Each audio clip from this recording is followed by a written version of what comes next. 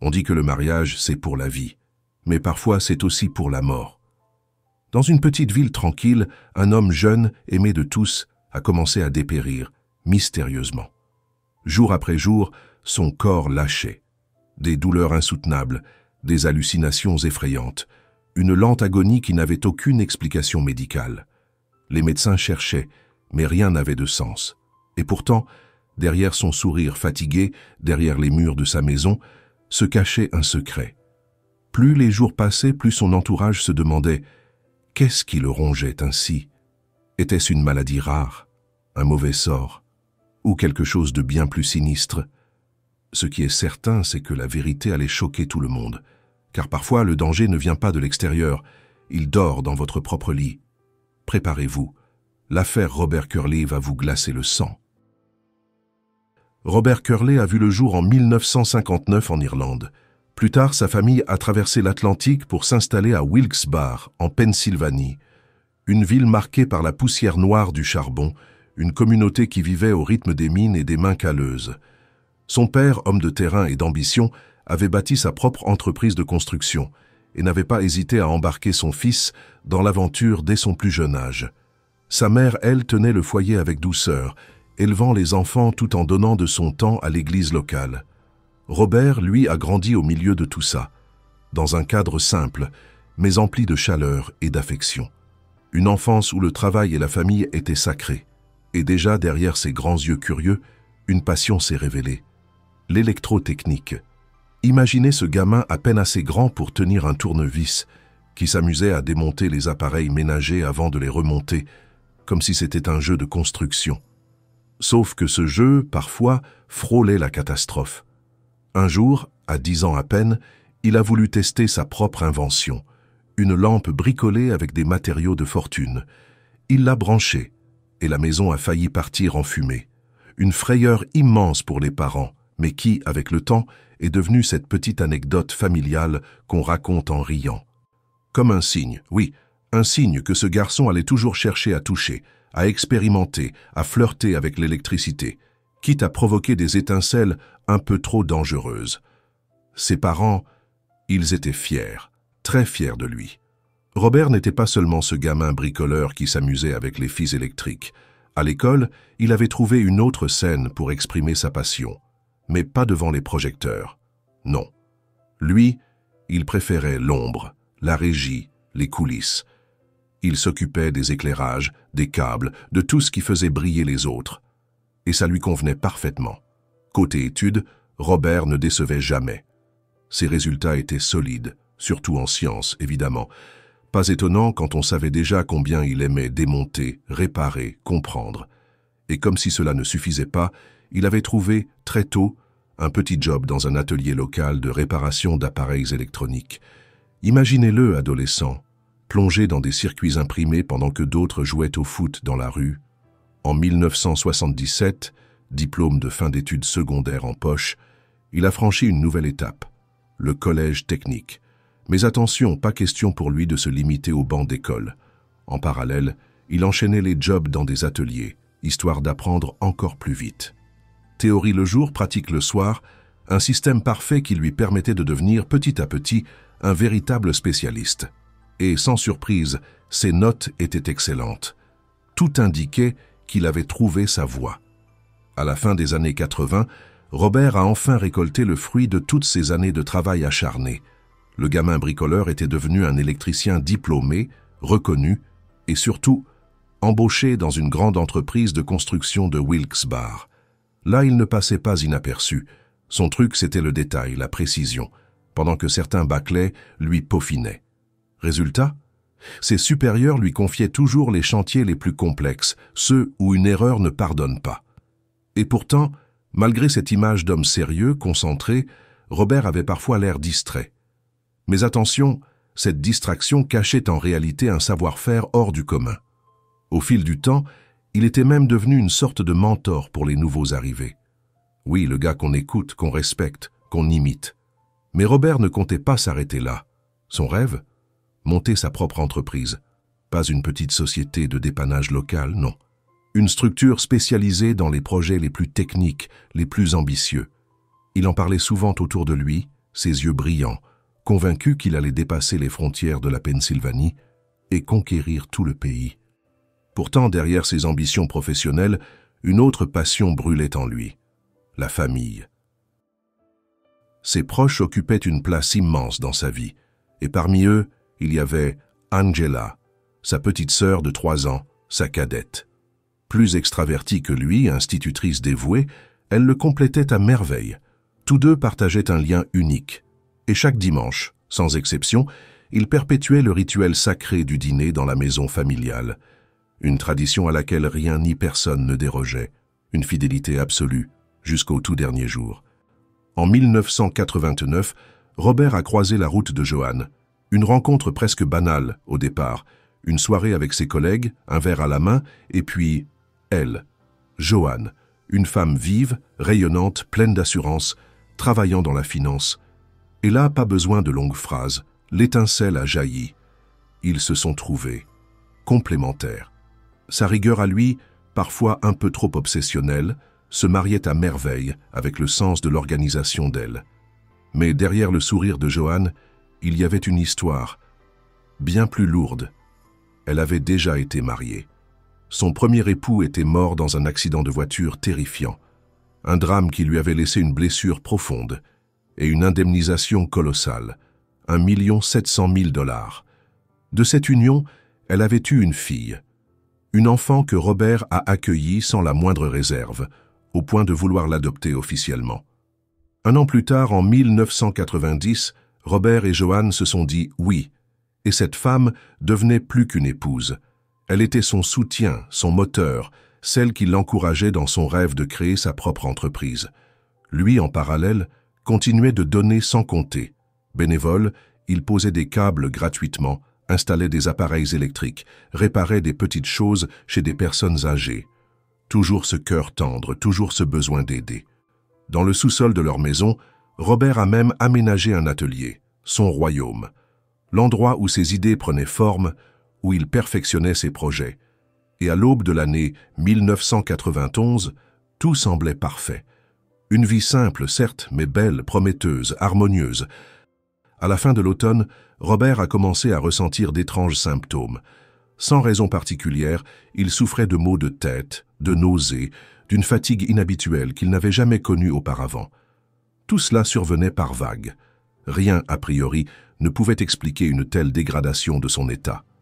Robert mettait ses malaises sur le compte du stress ou d'un simple coup de froid, loin d'imaginer les horreurs que cachait cette mystérieuse maladie. À la fin de l'année 1991, Robert Curley, âgé de 32 ans, vivait toujours à Wilkes-Barre. Dans son quartier, il était connu pour son attitude chaleureuse et son caractère positif. Le dimanche 1er décembre de cette année-là semblait n'être qu'une journée banale pour lui. Il a commencé la matinée par un léger petit déjeuner, avant de sortir régler quelques affaires.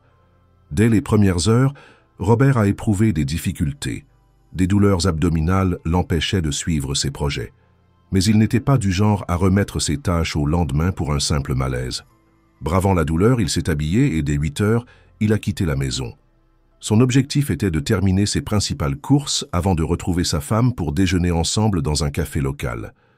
Ce matin-là, une employée d'épicerie a remarqué Robert venu acheter des provisions dans un magasin d'alimentation. Elle connaissait bien Robert et a remarqué qu'il semblait plus distrait que d'habitude. Il n'avait pas l'air en forme, mais il a refusé toute aide. Après cela, Robert a poursuivi ses tâches quotidiennes. Environ une demi-heure plus tard, il a été aperçu dans une quincaillerie locale où il a acheté quelques articles pour des réparations domestiques. Là, il a croisé son ami Kevin, qui s'est immédiatement rendu compte que Robert paraissait extrêmement pâle. Il le lui a fait remarquer, mais Robert a simplement haussé les épaules en expliquant qu'il souffrait depuis le matin d'un léger trouble gastrique et d'un malaise général. Les deux hommes ont discuté quelques minutes, et Robert a fini par admettre que ces problèmes le tourmentaient déjà depuis plusieurs jours. Après cet échange, les amis se sont séparés, et chacun a repris ses occupations. Pourtant, Kevin n'a pas pu se défaire d'une impression troublante. Dans les yeux de Robert, il avait vu une inquiétude étrange, inhabituelle pour lui. Mais il a chassé ses pensées, se rappelant que Robert assurait que tout allait bien et qu'avant cette rencontre, il ne montrait aucun signe alarmant. À 9h30, Robert est retourné à sa voiture. Il comptait se rendre au centre-ville. Avant de partir, il a passé un court appel à sa sœur Angela, lui confiant qu'il ne se sentait pas très bien. Ils ont parlé de leur projet puisqu'ils prévoyaient de se voir quelques jours plus tard. Robert l'a rassuré en lui demandant de ne pas s'inquiéter et en affirmant que ses maux d'estomac disparaîtraient bientôt. Plus tard dans la journée, sa femme Joanne l'attendait au restaurant. Mais Robert est arrivé en retard au rendez-vous. Joanne savait que son mari avait beaucoup de choses à régler ce jour-là, et elle a pensé d'abord qu'il avait simplement été retardé. Pourtant, même après presque 1 heure d'attente, Robert n'était toujours pas arrivé. Cela commençait sérieusement à l'inquiéter. Elle a appelé à la maison, mais personne n'a répondu. Le couple possédait des pagers et même l'un des premiers téléphones portables. Si une urgence était survenue, Robert aurait trouvé un moyen de la prévenir. Dans tous les cas, 1 heure de silence paraissait déjà trop suspecte. Joanne gardait son téléphone à portée de main. Peu après 14 heures, l'appareil a sonné. Le numéro était inconnu. Au bout du fil, ce n'était pas Robert, mais un employé d'un petit café situé près du centre-ville. Le propriétaire a expliqué que Robert s'était effondré dans les toilettes de son établissement. Juste avant, il s'était plaint de violentes douleurs. Puis, tout avait empiré. Convulsions, vertiges intenses, esprit embrumé. Robert avait encore eu la force de demander au propriétaire d'appeler sa femme avant de s'écrouler au sol. Aussitôt, Joanne s'est précipitée à l'adresse indiquée. Pendant ce temps, le cafetier avait également contacté les urgences. Elle ne savait pas ce qui arrivait à son mari. Elle voulait simplement être auprès de lui. Lorsqu'elle est entrée dans le café, elle a retrouvé Robert, toujours conscient, à qui l'on tentait de prodiguer les premiers soins. On a sorti Robert des toilettes et on l'a installé à une table. Son épouse a remarqué qu'il était complètement trempé. Pourtant, le liquide qui recouvrait sa peau n'avait rien d'une simple sueur. Il était collant, trouble, et cela paraissait inquiétant. Personne ne comprenait ce qui était en train de se passer. Robert était pris de violentes fièvres. Sa peau, au toucher, était glacée, mais lui affirmait ressentir une brûlure intense à l'intérieur de son corps. 1 minute seulement après l'arrivée de Joanne, les secouristes sont entrés dans le café. Ils ont immédiatement constaté une accélération extrême du rythme cardiaque, un tremblement marqué des jambes et un état de conscience confus. La décision a été prise de le transporter d'urgence à l'hôpital le plus proche.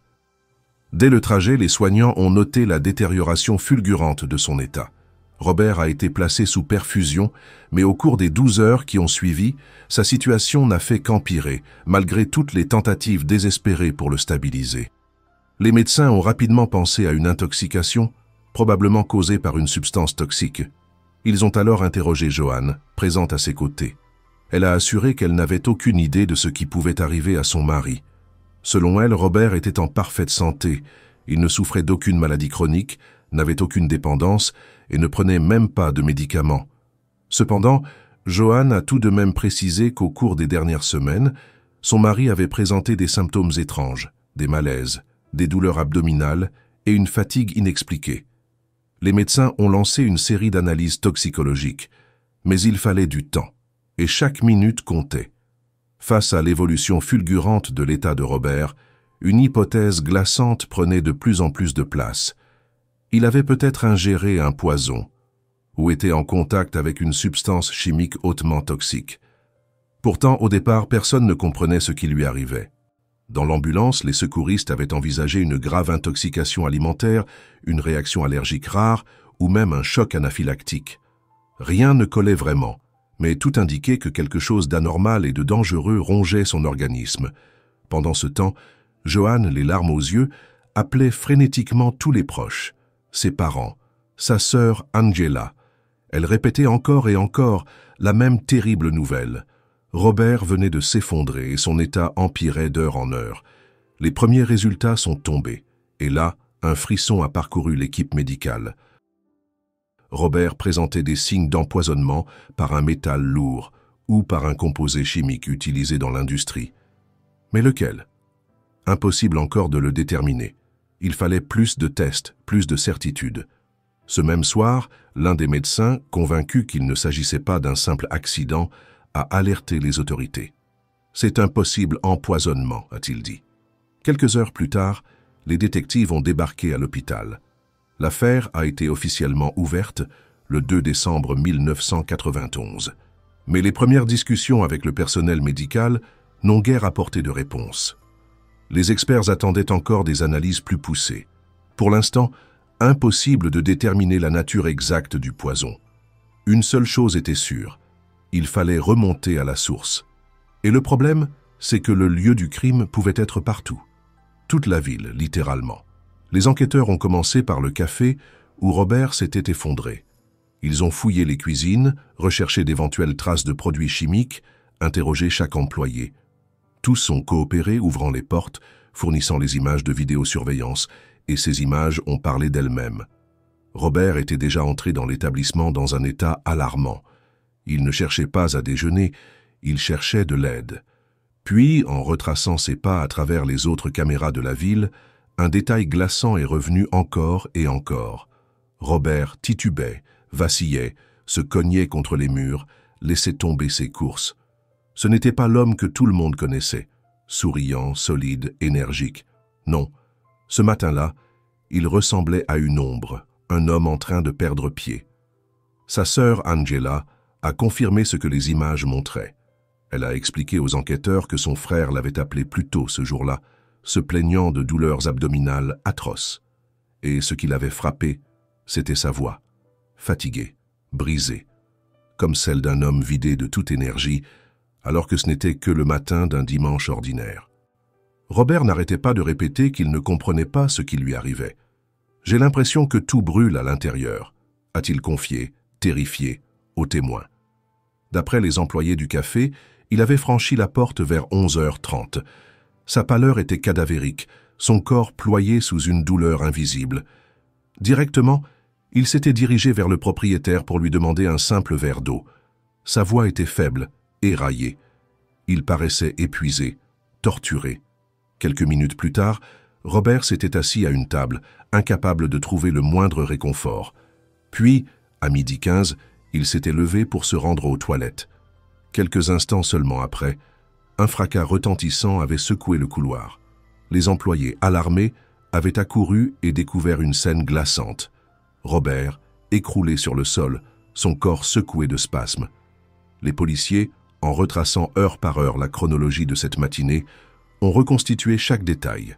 Son arrivée au café, l'attente angoissée de sa femme, son transfert précipité en ambulance, jusqu'à son admission aux urgences. Mais malgré leur minutie, une énigme demeurait. À quel moment précis Robert avait-il été exposé à un poison? Alors, les regards se sont naturellement tournés vers celle qui partageait sa vie, Joanne. Au départ, elle semblait tomber des nues. L'idée même d'être soupçonnée l'avait profondément choquée. Elle s'est indignée, clamant son innocence, mais a malgré tout accepté de collaborer avec les enquêteurs. À la police, elle a expliqué que Robert était électricien et que son métier l'amenait parfois à manipuler des produits chimiques. Mais d'après elle, il n'avait jamais été en contact avec quoi que ce soit de véritablement dangereux.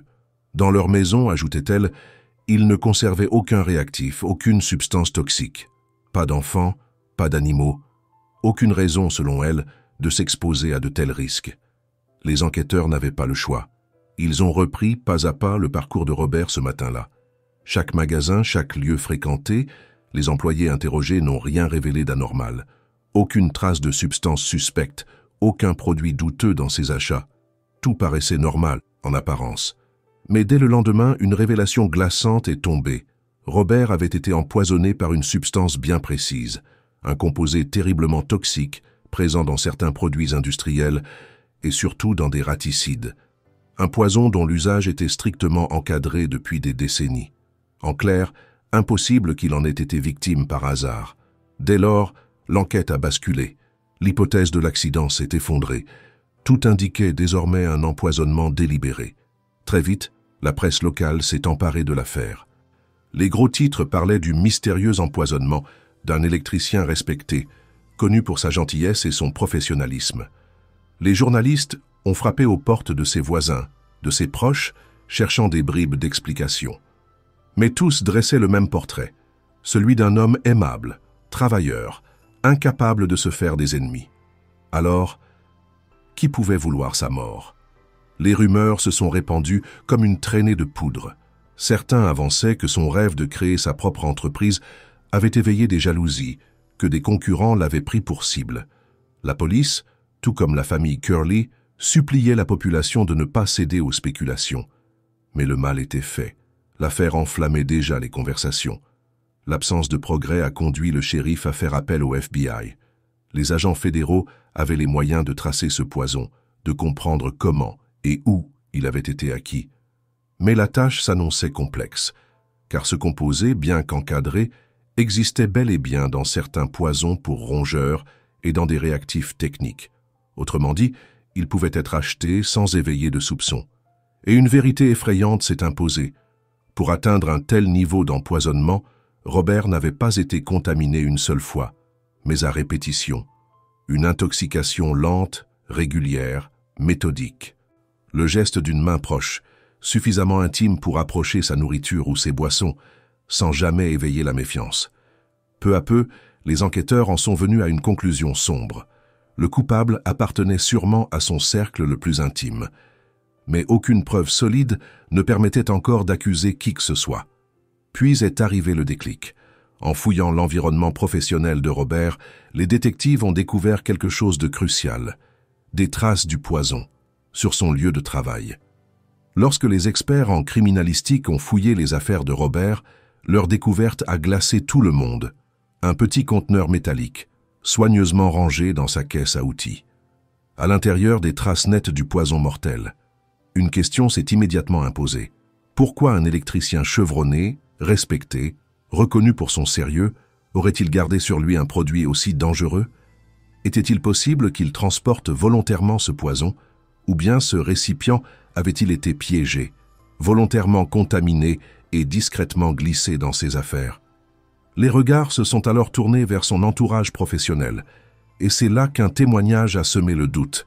Un collègue a raconté qu'à peine quelques semaines avant l'empoisonnement, Joanne, son épouse, était venue à l'atelier lui apporter le déjeuner. Un détail anodin en apparence, mais qui, replacé dans ce contexte, devenait troublant, car jamais auparavant, Joanne n'avait pris l'habitude de venir le voir sur son lieu de travail.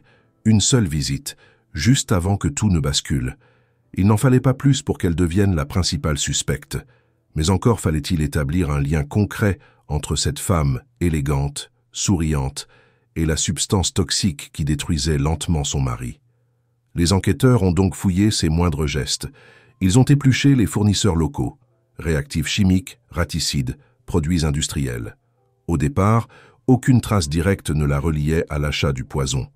Mais les détectives étaient convaincus de tenir la bonne piste. Restait à trouver le mobile. Car pourquoi une épouse aimante aurait-elle voulu empoisonner l'homme qu'elle avait épousé à peine 2 ans plus tôt?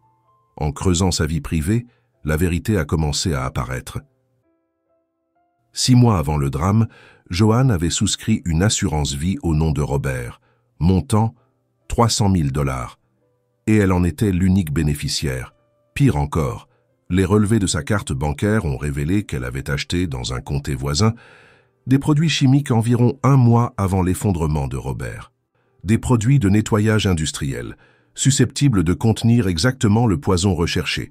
Mais une difficulté est venue freiner l'enquête. Le magasin en question ne gardait pas de registre détaillé des ventes. Impossible pour l'instant de prouver sans équivoque qu'elle avait acquis le produit mortel. Et la justice, prudente, refusait de lancer une accusation sans preuve irréfutable. Pendant que l'affaire avançait au ralenti, Robert, lui, se battait pour sa survie.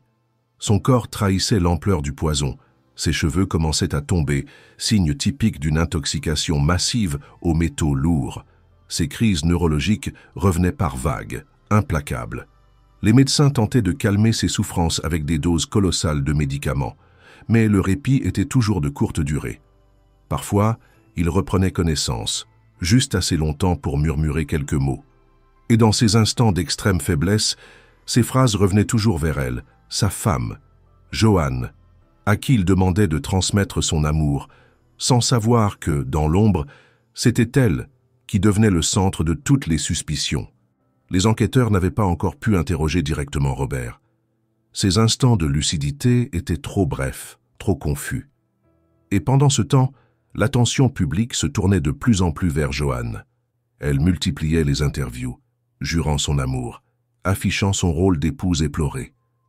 Mais paradoxalement, plus elle parlait, plus elle paraissait suspecte. Ses réponses se contredisaient, ses hésitations s'accumulaient. Les journalistes, flairant l'incohérence, ont commencé à la surnommer à voix haute « la suspecte ». Joanne, les yeux rougis de larmes, clamait « Jamais je ne ferai de mal à mon mari ». Mais déjà, la police avait franchi une nouvelle étape. Des experts en psychiatrie ont été appelés pour analyser ses déclarations, ses mimiques, ses intonations. Le doute s'épaississait. Pendant ce temps, dans le corps de Robert, la bataille était perdue d'avance. Ses organes ont commencé à lâcher un à un. Après des semaines d'agonie, il a sombré dans le coma. Autour de lui, les machines s'acharnaient à maintenir le fil fragile de sa vie. Puis, le 27 décembre 1991, après un mois de souffrances inimaginables, le cœur de Robert Curley s'est arrêté. 32 ans, un homme apprécié de tous, emporté dans des circonstances qui n'avaient plus rien de mystérieuses. C'était un meurtre. Et soudain, tout a changé. L'affaire d'empoisonnement est devenue officiellement une enquête pour homicide. La police, désormais, avait les mains libres. Le fameux conteneur métallique a été placé sous scellé. Les experts y ont détecté des résidus du poison. Mais la découverte la plus accablante est venue de l'ordinateur de Joanne. Dans ses historiques, une suite de recherches glaçantes, toxines, métaux lourds, méthodes d'empoisonnement. Le coup fatal est arrivé lorsque les analyses ont confirmé que la pizza et le thé glacé que Joanne avait apporté à l'hôpital contenaient exactement le même poison. La mise en scène de la femme aimante venait de s'effondrer. En février 1992, un mandat d'arrêt a été délivré contre Joanne Curley, 53 ans. Les chefs d'accusation étaient clairs, meurtre au premier degré et empoisonnement prémédité. Et pourtant, à la stupéfaction générale, elle a accueilli la nouvelle avec un calme déroutant. Pas de cris, pas de panique, comme si tout cela avait été prévu. Le procès a été fixé pour l'automne. En attendant, Joanne continuait son manège. Pour brouiller les pistes, elle avait elle-même absorbé de petites doses du poison. Elle en avait même administré à sa propre fille. Son objectif ? Faire croire à une contamination extérieure. Peut-être pointer du doigt les collègues de Robert ou faire passer le drame pour un accident collectif. Mais ce scénario aussi tordu qu'il paraissait n'a trompé personne. Il ne faisait qu'ajouter une couche supplémentaire d'horreur à l'histoire. Quand le procès de Joanne Curley s'est ouvert, il est vite apparu que les enquêteurs avaient creusé une faille irréparable dans son récit. Les procureurs ont commencé par reconstruire, minute par minute, ce matin maudit où Robert s'était effondré et avait fini à l'hôpital. Devant les jurés, ils ont présenté le petit conteneur métallique, les analyses et surtout, le mobile, l'argent. Les experts en toxicologie ont expliqué la lenteur du poison, son mode d'action, les souffrances infligées. Un agent du FBI est venu détailler l'ampleur de l'enquête et les découvertes accablantes. L'image d'une épouse aimante commençait à s'effriter. La défense, elle, a joué sa carte. Robert était électricien, il travaillait parfois avec des produits chimiques. Peut-être avait-il lui-même manipulé des substances toxiques sans le savoir.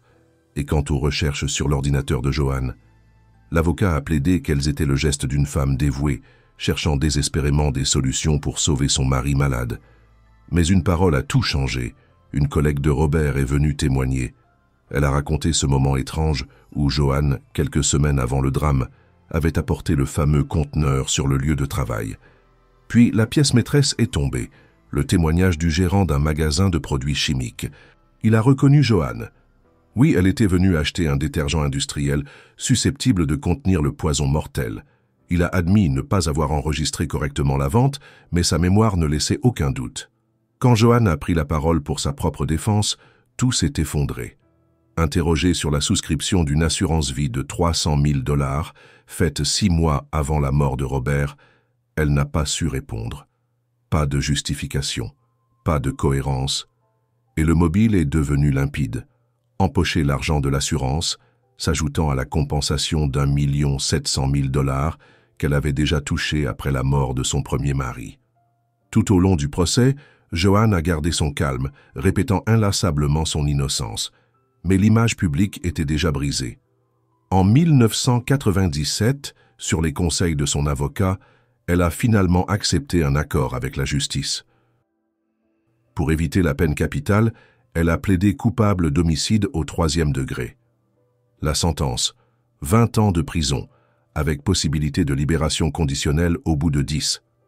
Lors du verdict, le juge a rappelé l'horreur de ce crime. Robert avait agonisé pendant 1 mois, torturé de l'intérieur par un poison insidieux, après avoir été lentement empoisonné pendant près d'1 an, dès son mariage. La mort, dans son cas, n'a pas été une punition, mais une délivrance, a déclaré le magistrat. Et Joanne, elle n'a jamais exprimé le moindre remords. Pas un mot, pas une larme sincère. Une froideur qui a choqué la famille de Robert, déjà brisée.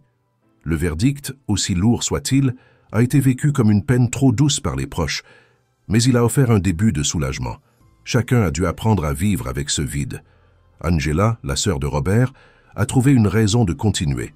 Elle est devenue une militante active, défendant les victimes de violences domestiques et d'empoisonnements occultes.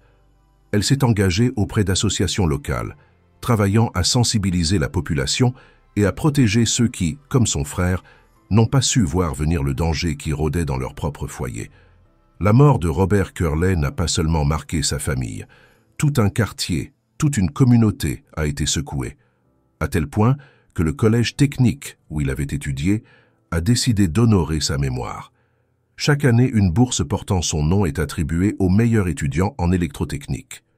Un hommage simple mais puissant pour rappeler qu'il avait été un élève brillant, passionné et promis à un avenir qu'on lui avait volé. Même les autorités locales ont réagi.